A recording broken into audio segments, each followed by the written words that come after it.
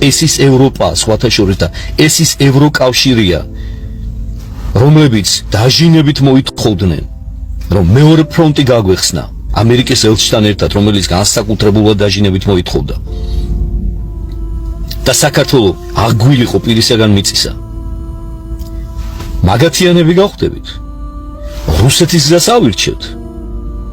თუ ერთხელ და სამუდამოდ გამოუფხიზლდებით და მივხვდებით, რომ ქრისტეს გზა უნდა ავირჩიოთ. ერთხელ მამა თეოდორე მახსენა ძალიან კარგად თავის ქადაგებაში რა, რომ არ შეიძლება და შეუძლებელია ერის არჩევანი იყოს ჰორიზონტალში. ერის არჩევანი უნდა იყოს ვერტიკალში. ჩვენმა ერმა ქრისტე უნდა აირჩიოს და ჩვენმა ერმა ქრისტე აირჩია 17 საუკუნის წინ. და ამ არჩევანის ერთგულია დღემდე. და ბოროტისაგან მართული ძალები ცდილობენ დღეს, რომ ამ არჩევანზე უარი ათქმევინო.